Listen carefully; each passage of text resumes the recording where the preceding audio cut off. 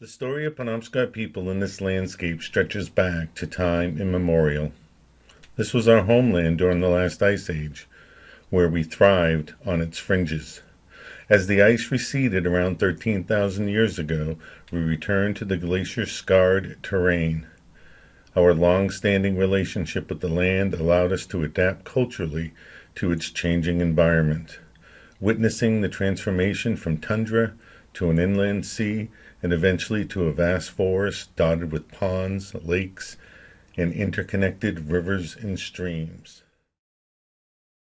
Seasonally, we traverse the waterways of the Gulf of Maine, seeking family hunting territories in the fall and winter, fishing spots in the spring, and coastal areas during the summer. This cyclical movement fostered a deep understanding of the extensive landscape and waterways.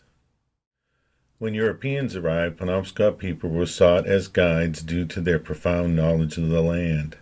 Notable figures like Champlain and Weymouth engaged Penobscot guides to navigate the waterways. In 1820, when Maine became a state, Joseph Treat conducted the first survey of the state, hiring Penobscot leader John Neptune as his guide. In the 1830s, Penobscot Louis Neptune assisted Charles Jackson to reach the summit of Katahdin for a geological survey, while Lewis Ketchum, a seasoned Penobscot river guide, guided Ezekiel Holmes on a scientific expedition in 1837.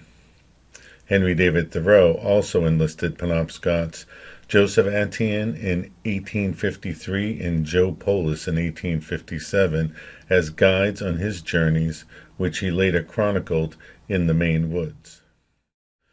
In 2014, a group aimed at recreating Thoreau's 1857 journey collaborated with Penobscot cultural guides James Francis, Christopher Sokolexis, Jennifer Neptune, Chris Charlie Brown Francis, and Jason Padilla, representing Joe Polis on a 16-day expedition.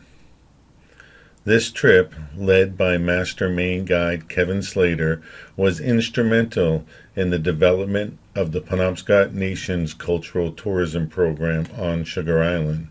Since 2015, the Penobscot Nation has partnered with Kevin Slater and Polly Mahoney of Mahoosuc Guide Services to offer clients a culturally enriching river adventure steeped in Penobscot heritage. These trips are called Ways of the Wabanaki. Blue Jay, Didiyaz, Beaver, DeMarquay, Turtle, Dorbe, Eagle, Sawagan,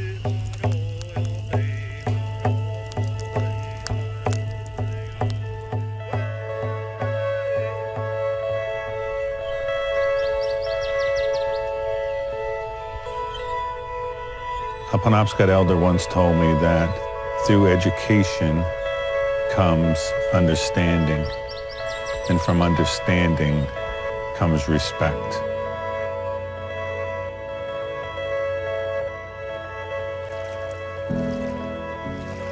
It's always great to paddle on the Penobscot.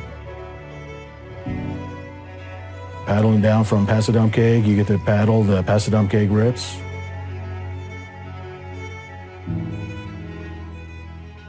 The lower section around in the reservation waters, I know it intimately. I can probably name you most of the rocks that you paddle by that most people never even see. We are the people of the river. It means a lot to me to guide on the Penobscot. Flint knapping is the art of producing stone tools.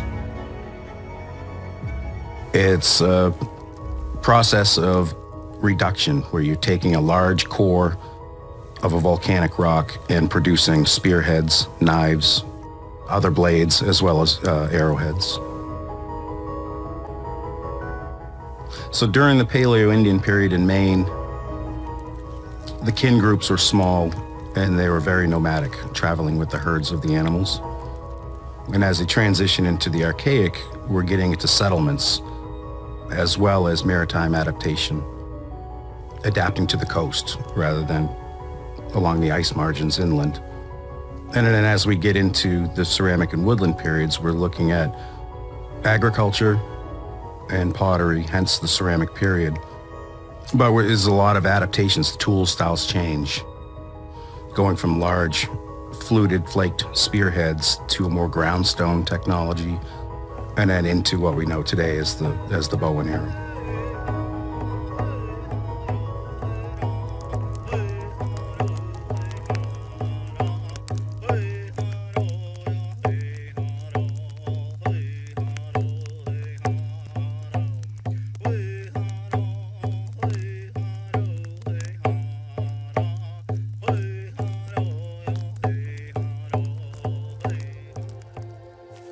Weewanigan is the word to carry a canoe.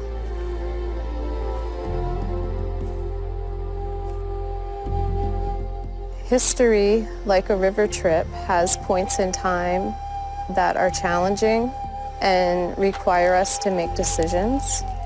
So like portaging a canoe around an obstacle in the river, there are certain points in time where we've had to get out of our canoes and stop and make decisions what we carry forward culturally. Who's going to speak the language? Who's going to be the singers? Who's going to weave the baskets? The way that we were able to survive and maintain our dignity and our sovereignty of being able to travel the land and continuing to live the life we wanted to live was to fall back on our traditions, and basket making helped us to do that.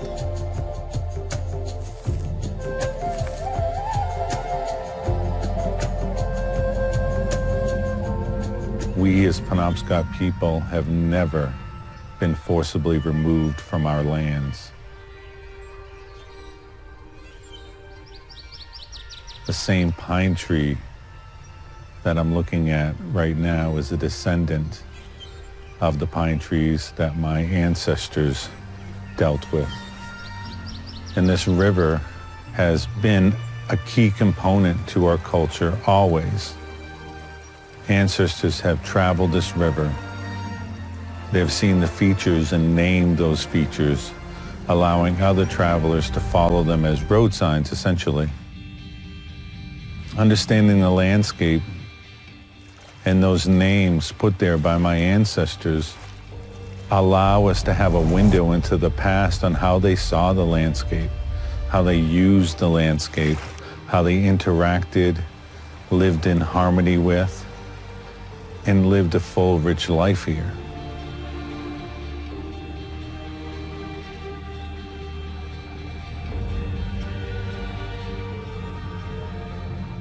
To the Penobscot people, the Penobscot River is the heart of our culture.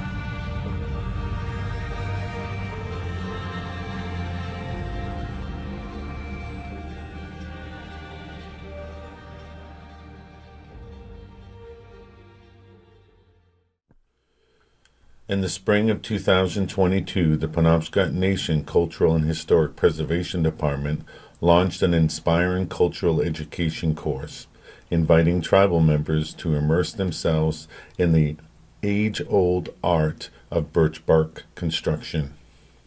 Set against the scenic backdrop of Sugar Island, home to our vibrant cultural tourism program, this initiative not only honors our heritage, but also strengthens our community bonds.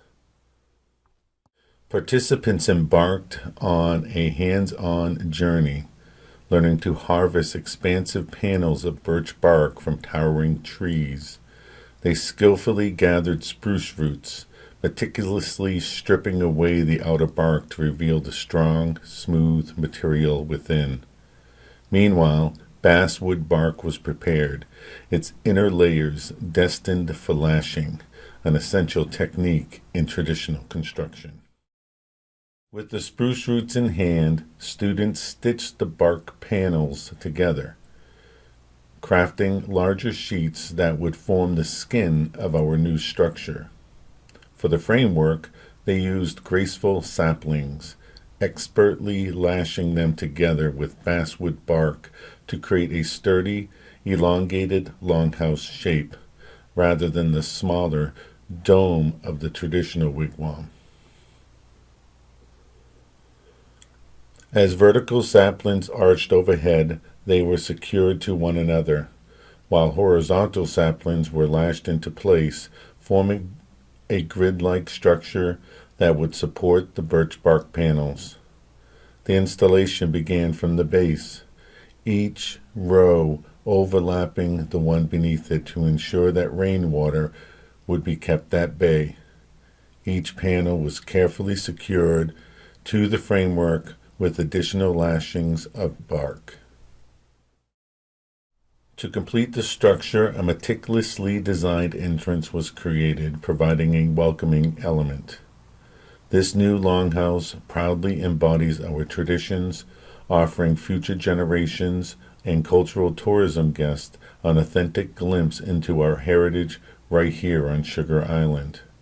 It joins with other traditional structures developed as part of our cultural education efforts on the island, enriching our vibrant tapestry of history and offering an authentic glimpse into traditional Penobscot living.